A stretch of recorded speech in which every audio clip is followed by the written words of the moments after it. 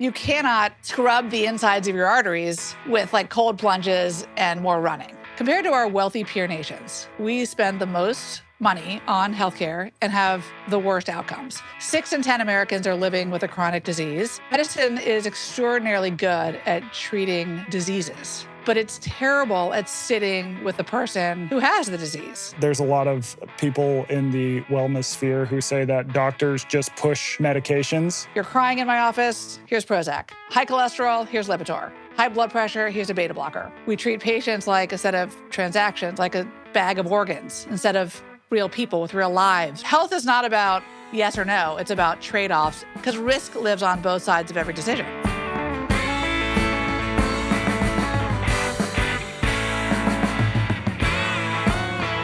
All right, Lucy McBride, you are a Harvard-trained physician. You've treated patients for more than 2 decades. You got a new book out called Beyond the Prescription, which is about health and navigating our somewhat imperfect health system. Why do you think we need this book now? Michael, first of all, thanks for having me on the show. You know, I see this scene play out in my office all the time.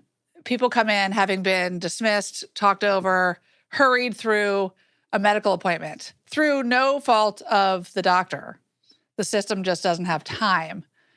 We treat patients like a set of transactions, like a bag of organs, instead of real people with real lives, real limitations on what they can do, based on what the doctor recommends. And then what do people do? What would you and I do? Is you go on the internet when you don't feel well. Of course. And you are flooded with information. Sometimes good information, but sometimes expensive, aspirational, and pseudoscientific. So I wrote this book to empower patients to squeeze the juice out of that 15-minute appointment with their doctor, and first ask themselves a set of more nuanced questions about what health is to begin with and how to bring themselves a sort of a more honest rendering of their whole health ecosystem to the medical system. To put you on the spot with some numbers, are there any numbers that come to mind that sort of indicate where the health system is now as far as it affects patients? Compared to our wealthy peer nations, we spend the most money on healthcare and have the worst outcomes. 6 in 10 Americans are living with a chronic disease. We can map the human genome. We can 3D print a beating human heart. And medicine is extraordinarily good at treating diseases, at damage control. But it's terrible at sitting with the person who has the disease. So health isn't just about, diagnosis codes and prescriptions and pills and, dispensing of advice. It's about understanding what the question is to begin with. Who is this person in front of me? And what do they need to be healthy? And then your book also gets into what do we even mean by the word health? Right. I want to get into that. I had that later, but Right. Let's get into it now because I thought that was fascinating. Like people say, I want to be healthy, but what does that even mean? And figuring out what that mean is important. Yeah, it turns out you really need to know why you're alive and what does healthy mean to you. It's very easy to default to what someone else's definition of health is, particularly in the era of, social media and online information. For a lot of people, health is about a certain set of metrics or a certain body size or a certain set of labs. Mm-hmm. But health is a uniquely personal phenomenon. So I ask patients specifically, what are you looking for in a year? What does health look like to you in a year, in 5 years, in 10 years? What do you want to be doing? How do you want to be feeling? And when you ask people that kind of question, first of all, they're often stumped because they're like, well, I guess I just want normal cholesterol. And I guess I want you to give me an A+ on my checkup. Yeah. And I'm like, well, health is not about me. It's about you, right? It's about you feeling a sense of agency over your health so that when you're faced with a decision, should I get a flu shot or should I take Lipitor or just work on diet and exercise, you feel like you have information and you're an informed consumer of these decisions. You may be somebody who wants to be au naturel and you don't want to take medicine at all costs. You may be somebody who doesn't want to think about the why, the lifestyle factors that play into your health, and you just want the pills, the prescriptions, see you next year. You don't want to deep dive on mechanism. You just want to be told what to do. And that's fine, but it's important to understand who you are and what your goals are and what health actually looks like to you before we operationalize a plan around it. So that seems to be one of the main potential issues with the medical system is like you come in and it's just like, oh, labs. It kind of, the question of what does health actually mean to you doesn't get asked. What else do you see that you think are some of the fundamental problems that we have? Well, if you look at the way the system is structured, it rewards patients for volume, for the number of patients seen, like RVUs, instead of outcomes. Yeah. So the commodity that insurance companies value is transactions, prescriptions, procedures, right? We spend 95% of healthcare dollars in the US on downstream damage control, hospitalizations, ER visits, prescription drugs. Only 5% is spent on conversation. The conversation between primary care doctor and patient. Conversation is not what's happening in doctors' offices, right? Like, again, through no fault of doctors. But when I'm given even 10 minutes or 15 minutes with a patient, and I can put my pen down, and instead of looking at my screen, but look at the human in their eyes and ask them what's really going on in your life. Like, what are you embarrassed to say out loud? Or what's your worst fear? Or, let's say they come in and they're telling me they have chest pain. I can triage that fine. I can order EKG, I can order some labs, but, you have to ask a number of questions first, like, what's going on? Your chest pain may have started the day your spouse was diagnosed with cancer. It may have begun when you started taking an anti-inflammatory for your knee pain and you got reflux. Like, it takes time to surface the actual problem the patient is coming in with. It's much easier just to deploy a set of tools and like algorithmic sort of investigative tools on a patient instead of understanding the why. Turns out you can save a ton of money, you improve outcomes, and you increase patients' sense of agency and satisfaction when you just spend time. But that is not what our system rewards. It rewards the doing and not the sitting with people. Yeah. So if I'm a patient, what do I do?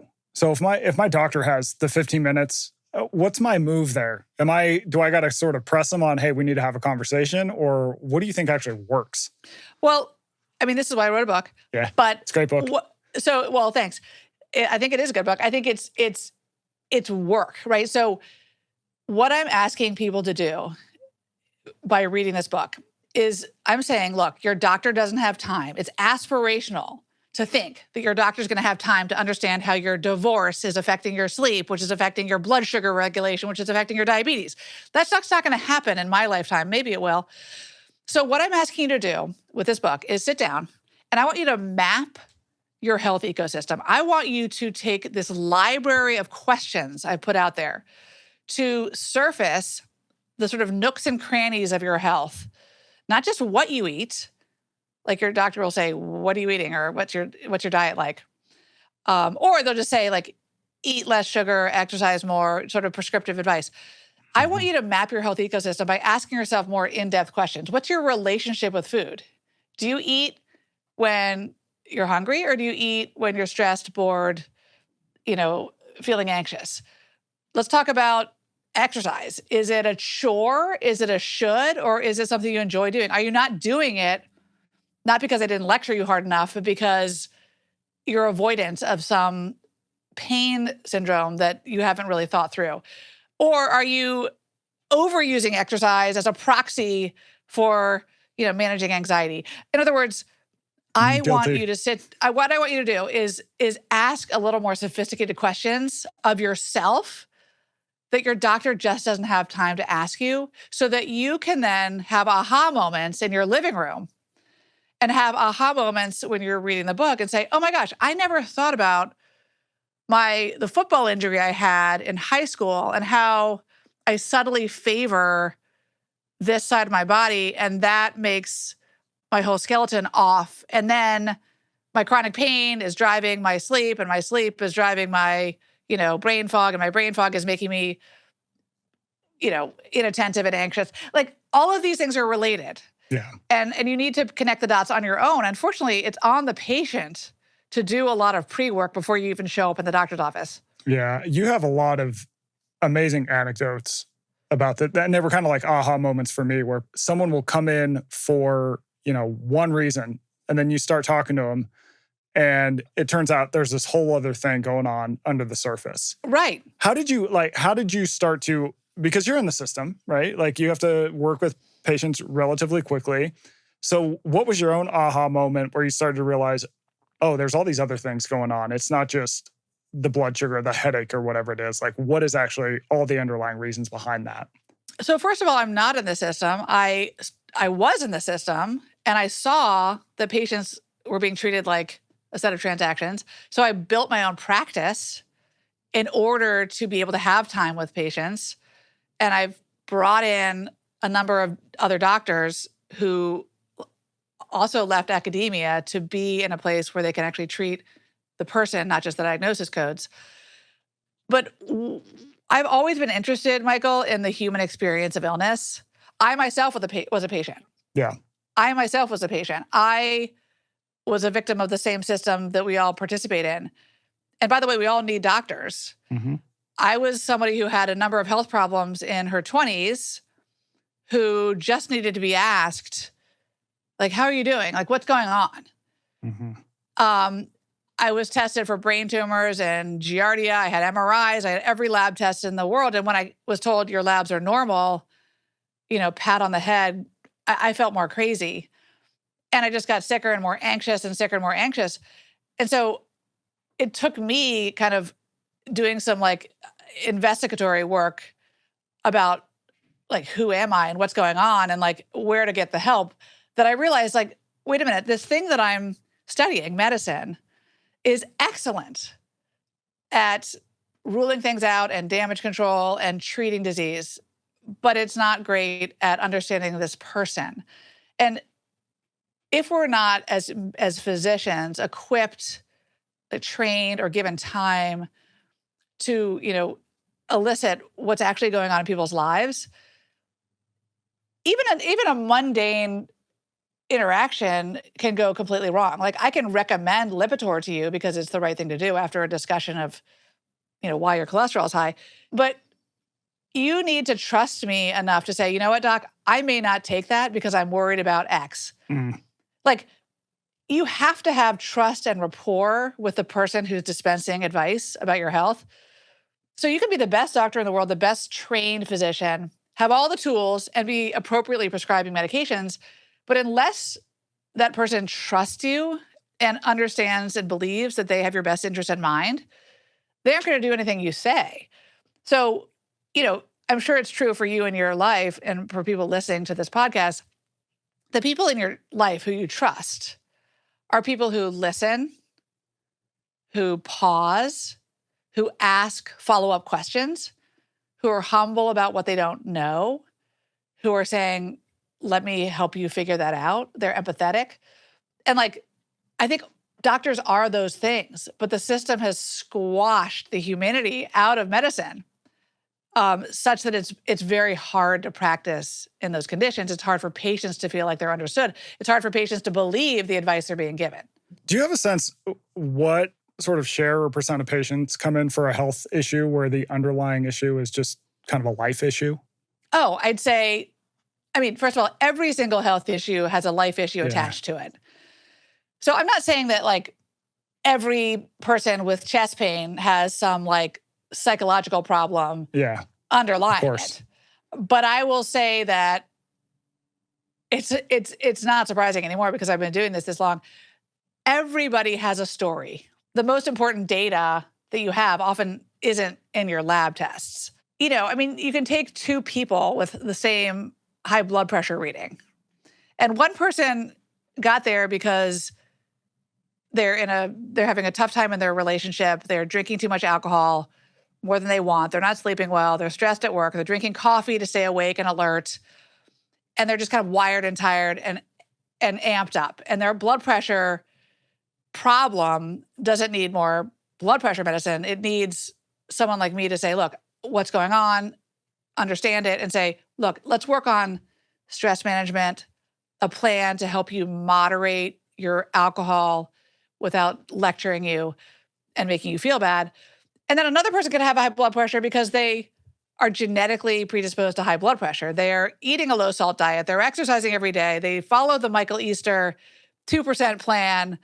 They are taking the stairs and not the elevator, and they just have high blood pressure. And there's no psychological element to it. That said, there's always psychological element to blood pressure. I have patients come in and their blood pressure is high just by seeing me. That's me. That's me in the doctor's office. It's always through the roof. And he's, what's wrong with you? So psychology is always relevant, right? And then I have patients who are anxious about the idea of having high blood pressure. And so then that gives them high blood pressure when we're checking it. And then it's this sort of like cycle. I'm like, look, we're not going to check your blood pressure in my office ever again. I'm just going to have you do it at home.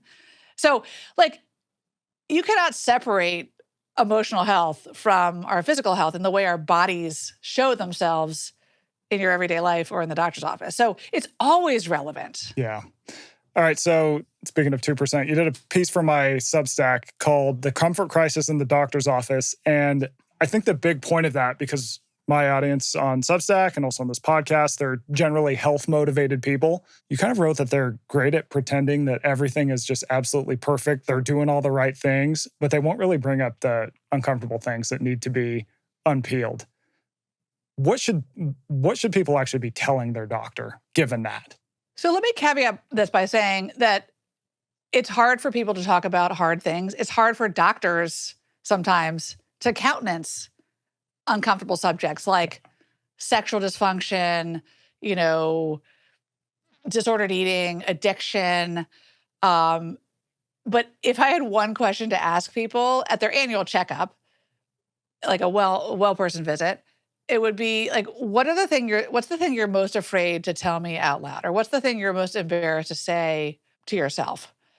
Because the things that people don't say out loud are often the things that are sort of eating them up and that are causing them to have that gravitational pull towards alcohol or sugar or doom scrolling or just some other avoidance behavior, some behavior that's causing them to numb out or dissociate.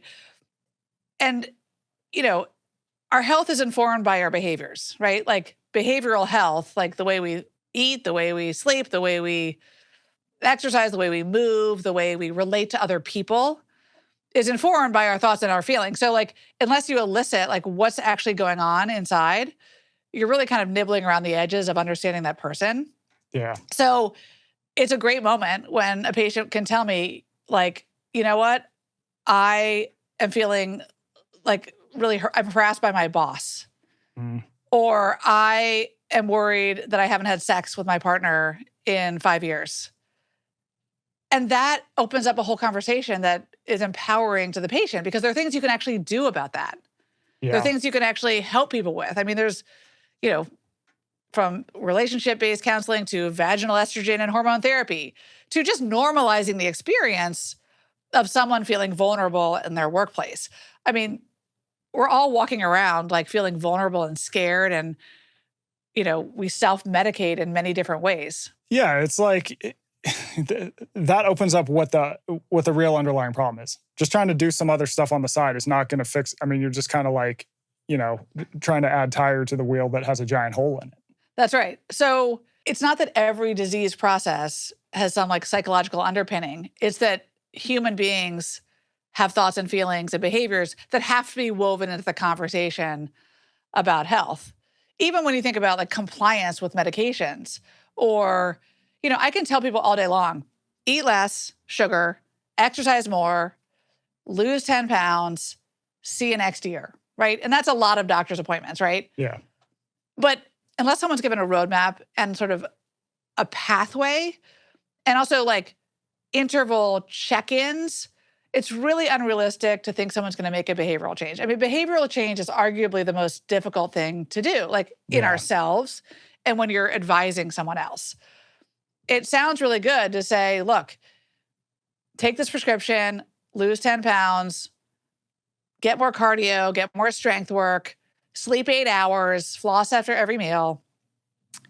But unless that person is A, trusting of my advice, believes that this is actually going to help them and has a realistic, sustainable plan laid out for them, it just doesn't happen. Yeah, totally. I mean, that's one of those things where, the government has been giving that advice for free since about 1950. And so just hearing it one more time probably isn't going to move the dial. You need some sort of, okay, well, how do I actually put it in my life? Question for you. So if I go online, say on Twitter, there's a lot of people in the wellness sphere who say that doctors just push medications today. What is your response to that? I feel like doctors are taking a lot of heat today. Yeah, we're taking a lot of heat. And I think, I understand that. I mean, people are really, really feeling disenfranchised from the medical establishment. They're feeling disenfranchised from their own bodies. But again, I will say this from the hilltops, like it's not doctors' fault, right? Like the system is anti-doctor, anti-patient. Your question is about the wellness industry. By the way, I am pro-wellness. I'm wellness adjacent. Like I welcome wellness. Yeah. In fact, that's what medicine needs to adopt is the concept of wellness, which includes helping people, meeting them where they are and understanding who they are, and then empowering them with tools and information that apply to their actual situation. But because medicine can't do that well, the wellness industry has taken its place in many ways. Yeah. So your question was about when you see like a wellness influencer talking about doctors just prescribe medications. Yeah. I think it's true that doctors default to prescription writing. You're crying in my office, here's Prozac. High cholesterol, here's Lipitor. High blood pressure, here's a beta blocker. When what's empowering to patients is A, understanding where lifestyle factors may play a role in lowering blood pressure, lowering cholesterol, improving mood, and then using medications as a tool, just like, exercises. I also think the wellness industry can be equally prescriptive. It's like, got bloating? Take this supplement. Yeah. Got, brain fog? Try this. When the bloating may be because they're constipated and they need to have more dietary fiber, or their brain fog may be because of menopause and they need hormone replacement therapy. So it's not an either or, it's a both and. The question isn't, do people need prescriptions and, sometimes supplements? They do. It's whether that advice matches the individual's actual problem. Yeah.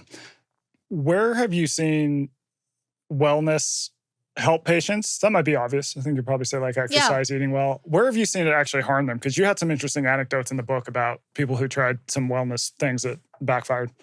Well, first of all, nature doesn't always have our back, right? Nature is wonderful, right? But like arsenic comes from nature. Yeah.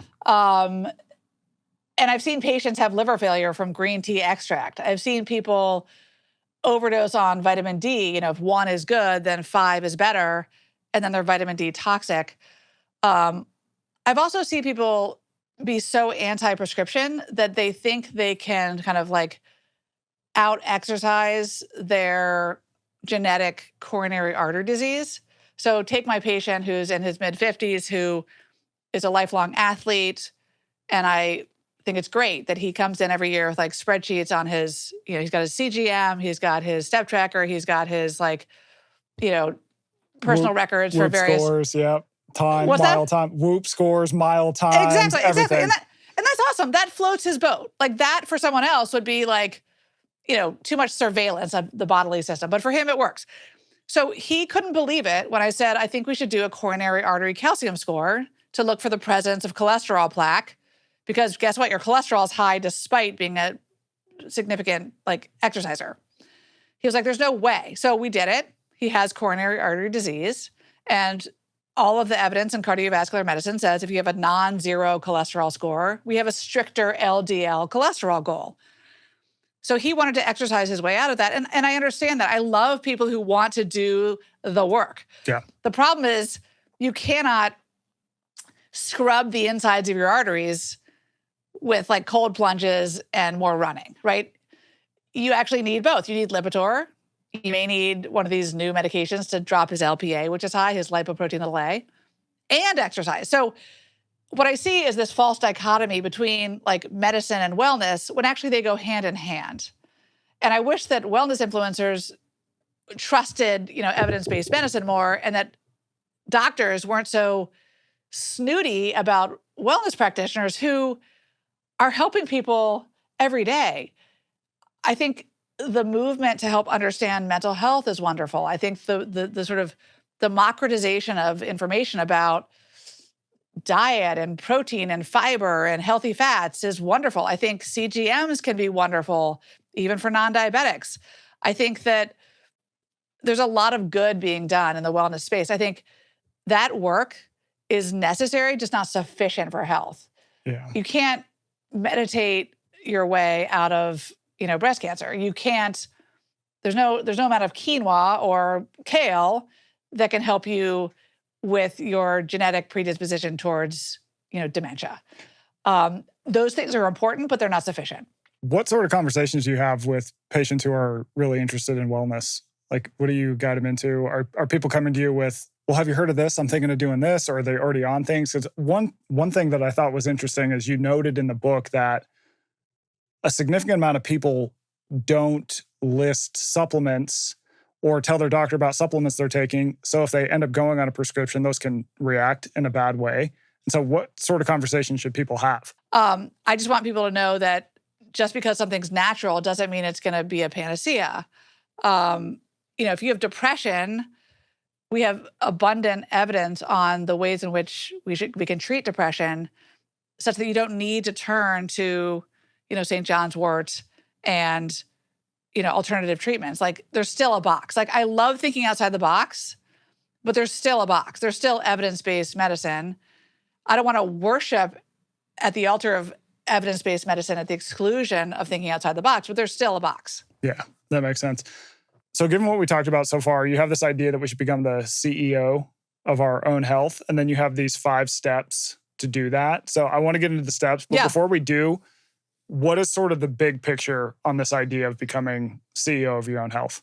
The big picture idea here is that we are all too commonly passive consumers of health information and advice from our doctors and from wellness influencers. What I'm trying to help people do by reading this book is get in the driver's seat of their health, to be more proactive instead of reactive, and to be a critical thinker when it comes to what you need, where to get it, who to trust, and how to ask better questions of yourself and the people responsible for your care. Yeah. Becoming healthy is an active process. It's not passive. And I don't mean like getting healthy by just starting exercise and eating better. I mean the act of understanding your whole health, the biological, psychological, and social elements of your health that are relevant today and 10 years from now. So step 1, and we kind of touched on this earlier, but step 1 is redefine health on your own terms. Because we already sort of explained what that means, how do you tell people how to actually do that? And what's the process look like? So ask yourself some basic questions like, what do I want my health and life to look like in a year or 5 years or 10 years? So this is particularly relevant for my older patients where we're deciding on how to streamline their medication list and how many appointments do they want to go to? Like, do they want to be sort of doctor surfing, or do they want to trim the trees and triage and think about like what's the most important set of medical sort of appointments they need to keep and where can they sort of let go? That hinges entirely on what their goals are and what their tolerance for risk is and what they're looking for, right? Because just because you can sort of dot every I and cross every T of someone's health in the medical system we live in doesn't mean you should. Yeah. So, but when you're a young person, even if you're 30 and you're listening to this, like, I don't want the average 30-year-old to assume that health is about someone else's idea of health, like these kind of looks maxers or these like people who are following these prescriptive, diets or prescriptive types of exercise. Like, I love exercise. I think eating healthy is crucial. I think, doctors are woefully ill-equipped to help people understand how their nutritional, factors affect their health. But you need to define what you want first. Are you looking to have more energy, or are you looking to lose weight? Are you looking to like build muscle, or are you looking to get rid of that hip pain? Know what you're trying to get out of your health before you try to operationalize a plan, especially if it's someone else's plan. Yeah, that makes sense. So step 2 is map your ecosystem. Walk me through what that looks like. Yeah, so I think of health as having 4 main quadrants. The first I, it's the 4 I's. The first I is informatics.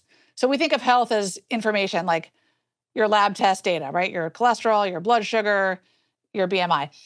When just as important as your biometric data is your biographic data. So your story, the elements of your story that have everything to do with your health. Like, were you raised by an alcoholic parent? Were you raised in poverty? Like, what are the limitations in your life that keep you from activating on the recommendations you know you should participate in? So that's number 1, I, informatics. Number 2 is inputs. Inputs is everything you put in your body, from kale and quinoa to alcohol and marijuana to all the supplements you take. And prescriptions as well. And prescription medications. Yep. The third I is infrastructure. So literally the container you drive through your life, this vehicle, right? You only have one vehicle. You can't trade it in like you can your Honda, right? You have to treat it like you would your car. People treat their skeletons with less care than they do their cars, right? Totally. Right? Like, so good. Right? We need to use physical therapy for maintenance. We need to think about exercise, not just to fit in our jeans or to like win a race, although that's fine if that's your goal, but rather as maintenance so that when you're 90, you can still walk around the nursing home or, put your luggage in the overhead compartment. Like, you have to maintain your skeleton. And then the fourth I is insight. Insight is the unconscious mind, the stories we tell ourselves, our anxiety, our moods, our relationships with food, alcohol, other people, and how those things inform the other I's, what we eat, how we move, how we take advice from our doctors, whether we take the prescription or not. And so the interesting part about the 4 I's to me in the health map and the health ecosystem is not just the components, those 4 I's, it's how they talk to each other. So the bulk of the book is helping people map those parts of their ecosystem by pulling information out of them and then thinking about the interconnectedness to have some aha moments. Yeah. I definitely had some aha moments with my own health as I read your book. I was like, oh, that's a really interesting way to look at it and useful. I thought it was great. So I love that. 3 is understand your patient personality. And I enjoyed this too, because I definitely was like, oh, I think I fall into that camp. So what are the types? So patient personality is basically what this is my idea, right? It's like how you show up in medical encounters in a vulnerable position, like as a patient, whether you're sick or well. So are you the optimizer who thinks that if you can, like, willpower guarantees outcomes and you're loath to accept vulnerabilities that are out of your control? Are you the people pleaser patient who thinks that if you just dazzle the doctor and you quit drinking the week before your appointment or lose weight before your appointment, then you're going to be okay? Yeah. Like, you've kind of outsourced your intuition to like someone else, your doctor. Or are you the internet warrior who comes into the doctor's appointment with like reams and reams of data and spreadsheets and a hefty dose of anxiety? Yep. Or are you the outsourcer who doesn't really care about mechanism, who isn't interested in the why, but just wants the prescription, the pill, the test, like, just tell me what to do. Yeah, tell me what to do. So the reason these matter is because health and healthcare, the delivery of healthcare, it's a relationship. So it's just about self-awareness. It's about holding a mirror up to yourself and understanding how you relate to authority, how you behave and feel when you're in a vulnerable position. So you can be honest with yourself and with your doctor. So you can come into the doctor and say, hey, doc, I'm a people pleaser. I believe that if you're happy with my test results, then I'm good health-wise. So just know that I tend to minimize my symptoms to make you happy. And then honestly, I don't know a single doctor who doesn't love a self-aware patient who can say those things, because then that invites a conversation and not the sort of one-way conversation from the doctor just saying like, do this, do this, do this, do this, do this. A self-aware patient is an empowered patient, and it's someone who I want to have a relationship with. Yeah. The 4th one is to ask for help. What does asking well sound like versus asking badly? I think this one's hard too. So first of all, like, we live in a world where we think that ChatGPT and Claude can be our doctors, and I understand that. And often they give more succinct, quick, and empathetic advice than doctors do. But you still need a doctor, and you still need to ask for help. I mean, if I teach my young adult children nothing else, asking for help is a strength. And people are loath to ask for help. So the point of this chapter is to understand what your questions are, reframe your questions to make sure you're getting to the actual problem you're trying to solve, and then ask the right person. This is as simple as like, don't ask a nutritionist for advice on your heart failure. Yeah. Like, don't rely on your gastroenterologist to help you with weight loss. Like, make sure you're asking the right person, the person who's credentialed and has time to ask, to answer the question you actually have. And then, like, simple strategies, like, instead of saying, like, should I take a GLP-1? Great question, one I get every day. Ask it in a more sophisticated way so your doctor knows that you're understanding the concept of trade-offs. Doc, what are the risks and benefits of a GLP-1 for me? And what are the risks and benefits of not taking a GLP-1 for me? It acknowledges that there are trade-offs and there's no right answer. If you just say, should I do this? Can I do this? It's like a permission giving. And that's not what we're here for. Yeah. We're here for discussion about the pros and cons. And if a doctor is, I would imagine every doctor wants to answer, should I take a GLP-1, with a long discussion, tons of follow-ups to get into those costs and benefits. But when you got 10 minutes, it's, yeah, I think you should. Here you go. Without the patient actually knowing the underlying, okay, why am I doing this in the first place? Right. It's too easy for us as physicians to be like, oh, that's a layup question for me. Like, should I? Nope. And by the way, when it comes to hormone replacement therapy, as an example, when someone says, for decades, women have said, should I be on HRT? And doctors said, no. End of conversation. Now, I want women to go in and say, should I be on HRT? What are the risks and benefits of HRT? What are the risks and benefits of not being on HRT? And if you get a cold look and like you can't do it, then leave. You need a conversation. Yeah. Health is not about yes or no. It's about trade-offs, because risk lives on both sides of every decision. Totally. The final one is practice acceptance. That's a hard one. That's a hard one for me. How does that actually play out among your patients, and why'd you put that in the book? Because it turns out that the hardest part of being human is accepting things we can't control. Like, we love control, right? We want to predict future outcomes. We want to protect ourselves from pain and suffering. We want to believe that our effort guarantees outcomes, and that our behaviors, if we're a good patient, then that will yield results. And it often does. I'm the first person to say that lifestyle medicine is like the name of the game. At the same time, there's a lot of parts of our health we can't control. Yeah. So acceptance is a bitch, right? Accepting mortality, for starters, is really difficult. But when you start to accept the things you cannot control, and you stop fighting unwinnable battles like a genetic predisposition to disease, or like something that happened to you in your past that you're ruminating about and trying to sort of outrun, and you accept those unpleasant realities, then you can redirect your energy to the things where you do have agency. So I see people all the time, like my guy I told you about earlier, who's trying to outrun his coronary disease. And there's just no more exercise that he can do. He just needs to be on the appropriate medications to prevent a heart attack and keep exercising. So acceptance is a process. It's a lifelong process. And it's only in accepting the things we can't control that we truly have agency over the things we can. It's like the Serenity Prayer. Okay, let's get into AI. How can a regular person use AI in a way that's helpful? And where do you see it go totally wrong? I mean, I think AI is a wonderful tool. I use it all the time in my office.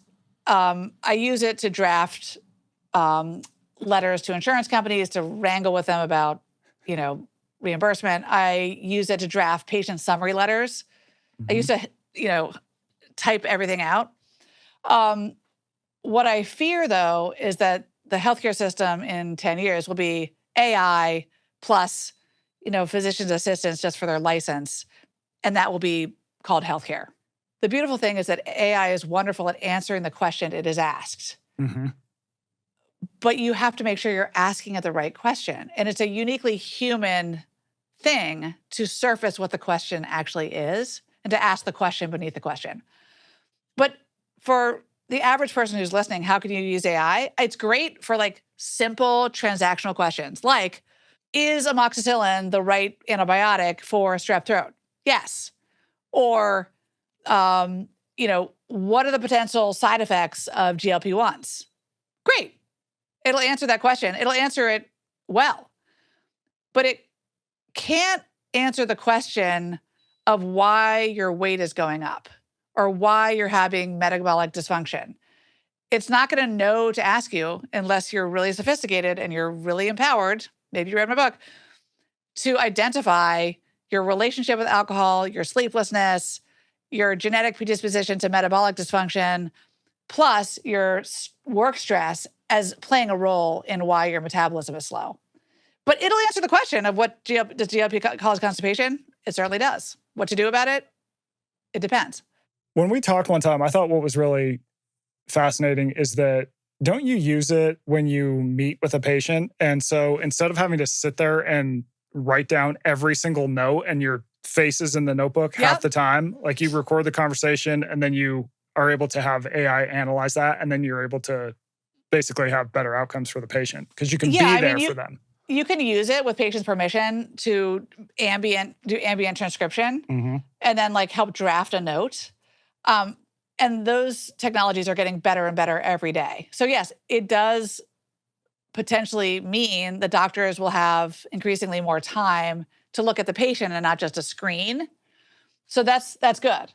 But again, I worry that if we point AI at the wrong thing, which is the patient-doctor relationship, and we ask it to do the things that I'm supposed to do or that a doctor who has time is supposed to do, then we're really just supercharging like the kind of crappy medical care that's transactional and not providing the kind of healthcare that people actually need to feel empowered. Yeah. I thought of you this morning because I had to take my dog to the vet. Now, when I take my dog to the vet, I come with a folder of every vet visit and everything that's ever happened to that dog. Oh, the dream. Now, the thing is, I don't do that for myself. And you have this amazing section in the book about how medical record keeping is a mess. And so I want to hear, how should patients be thinking about the information that they take down once they see a doctor so they can bring it to another? Because there's not a lot of crosstalk between different hospitals. Until we have socialized medicine in the US, which we never will, I don't believe, you have a different digital avatar of yourself in every medical space you've been in. So your primary care doctor has this set of information on you. The urgent care clinic where you got your tetanus shot on vacation has this digital avatar about you. Your insurance company has this kind of digital avatar of you. I just got a fax this morning from a hospital where a patient of mine was admitted over the course of her vacation in another state. And it was 25 pages, I kid you not, of like her driver's license, front and back. All these like questionnaires, like, do you have guns in the house? I mean, she was there for diverticulitis. It didn't matter if she had guns in her house at that moment. If I just simply imported all of that junk into her electronic record, the electronic record would just be junk, just like your grandmother's attic. Right. So what you can do as a patient before, until your primary care doctor has time like I do to curate all the incoming information and collect all the data from other doctors and put it into a central place, you can do that yourself. So just put it on a Google Doc or put it on your phone. Yeah. All your medications you take, all of your known drug allergies, your past medical history, your past surgical history. Write down like how much alcohol do you drink, cigarette smoking history, recreational drug use, all your supplements, your family history, and then update it in real time. So that's the work of a good primary care doctor's office, and that's what AI someday could deliver for us is record reconciliation, because no doctor has time to, in advance of the patient's annual physical, call the cardiologist, call the GI doctor, get their colonoscopy report. We do that here because I made a point of doing it, but that is an enormous endeavor that takes humans right now and that should just be done by a computer. Yeah. So for the average patient who is going to be seeing their doctor for 12 minutes, now, ideally, they've read your book, they've mapped out their goals, their health. What should they do in that 12 minutes, though? I think they should, first of all, make sure that that's the doctor you want, right? Like you want to make sure that this person is someone who can listen. Doctors, in studies tend to interrupt patients in the first 11 seconds. So, do a little like sort of gut check on like whether this is the person who's the right doctor for you. And number 2, make sure that you are thinking even while you're parking your car, like if I leave with nothing else answered, what is my like top burning question? And then have 2, 3 on deck in case you have time. And then be sure to leave with a follow-up appointment because you're not going to get all your questions answered and you're entitled to follow-ups and asking more questions. And ideally, as you're in the parking lot and thinking about what your questions are, write everything down and make sure that you are honest with yourself about what your health questions are and you're not hiding things. I mean, these are just the basics, but that's a place to start. And that come in with the uncomfortable answer to the question you said, what's the most uncomfortable question I could ask you, however you put it. Just lead with that. That's right. That's right. There you go. I love it. Okay, so as a doctor, you obviously have to spend some money on your own health. What do you actually spend money on yourself? So I will tell you, I just bought a standing desk and a treadmill pad. So you would be proud. I am proud. Because I have this like neck pain and because I'm sitting all the time, I spent money on Amazon. It was like $250. And I'm committing myself to walking while I'm on the phone talking to patients. Amazing. I love it. Or just doing paperwork. I spend money on yoga classes. Mm-hmm. I think yoga is a fantastic, when I was in my 20s, I thought it was just a waste of time because I was a runner and I was like, I'm not even sweating. This is for the birds. And now I'm like, it's a necessity for my mental health, my physical health, for the whole thing. Otherwise, health-wise, I don't take supplements. I'm fortunate to be pretty healthy. But I'm very critical of taking things that I don't absolutely need. And you're basing that on lab work, I would imagine. What's that? You're basing that on, if I don't absolutely need them, that's based on lab work. Or a particular complaint. Even if you have a normal magnesium level, you still may benefit from magnesium for muscle tension and insomnia or constipation. Yeah. So it's based on need. I see a lot of people taking supplements just because they can, and they're spending a lot of money on things they don't actually need. I spend money on therapy. I lost my brother 2 years ago. We don't have to talk about it, although I'm comfortable talking about it. And, grief is a process, talking about the ultimate act of acceptance. So I've done some therapy throughout my life, intermittently for various things. And I think that's a really good investment. I wish that it wasn't so expensive. I wish it was accessible to all people because mental health is health. But that's, to me, an important investment in myself. It just feels healthy to be thinking about mental health, especially as a caregiver, a mother, a daughter. So those are the things I spend money on. I mean, I think some of the most important interventions are free. Like taking my phone out of my bedroom before I go to sleep. Yeah. For an hour. Sitting and stretching for 10 minutes before I go to bed. Taking a walk with my friends. It's a twofer, right? It's social. It's actually a threefer. It's social, it's outside, and it's movement. Yeah. All that is free. Totally. All right, to close out, I want to do a rapid fire. Oh, great. I want you to give us a verdict, whether these things are worth it or not. Quick thoughts on them. You can take it wherever you want. Number 1, preventative whole body cancer scans like Prenuvo. Don't do it. Why is that? Do it if you found $5,000 lying on the ground, you're doctor phobic, and you haven't seen a doctor in 20 years, and you just need something. Love it.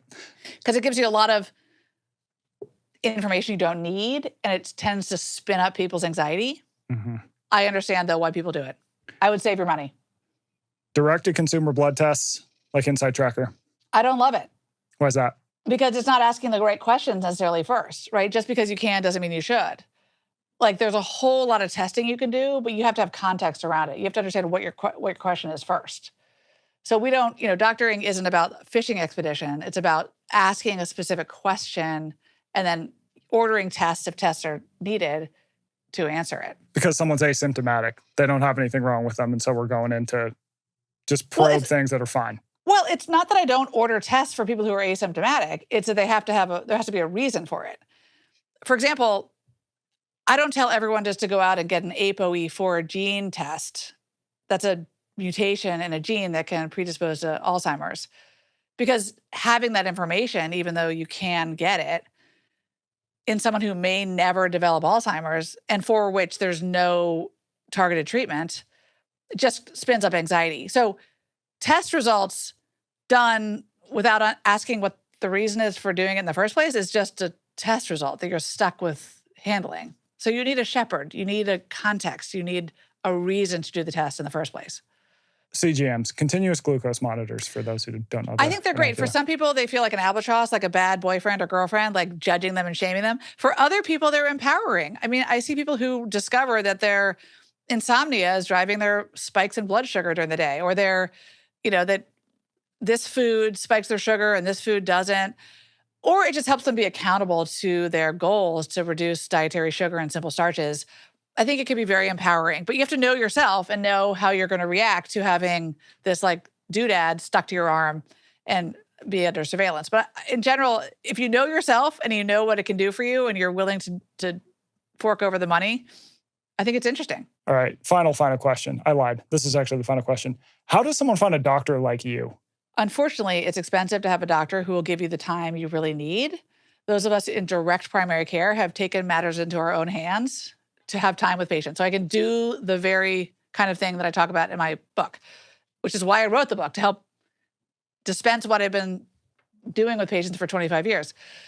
I think you have to shop around, ask your friends, ask people you trust who they use. For some people, if they can afford it, direct primary care can be a wonderful thing. It's not to say that direct primary care doctors are always well-intentioned or better than doctors in the system. It's just they have more time. Yeah. I think rapport matters more than people often realize.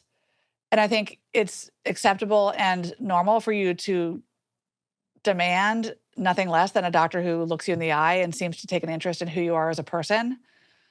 They're out there, even in the system. Yeah. I mean, there are tons of doctors. They're my friends. Mm-hmm. They just don't have time. It's not their fault. So I wouldn't want you to confuse someone rushing as not caring, but it can certainly feel like that. Yeah. So I think one thing you can say to a doctor is, Doc, I know the system is oppressive for you, and I know you don't have much time. I am really interested in being a partner with you. And maybe that just means we have more appointments, but how does that resonate with you or something like that? And see how they respond. And if they're like, dude, I'm just a lab checker and interpreter, that's not your doctor. Yeah. And if they say something like, that's exactly the kind of patient I want, someone who's willing to partner with me and think of health as a longitudinal process together, that's your person. That's your person. I love it. Well, Lucy, thanks so much for coming on. Thank you so much, Michael, for having me. It's a pleasure. Thanks for checking out the show, and thanks to Lucy for coming on. As a reminder, the book is Beyond the Prescription, A Doctor's Guide to Taking Control of Your Health, and it is on sale now, so please do check it out. New episodes, they are dropping twice a week in your feed, so please keep an eye out for more. Don't forget to hit subscribe and give us a review. That gives you updates on when new episodes are out. And as always, have fun, don't die.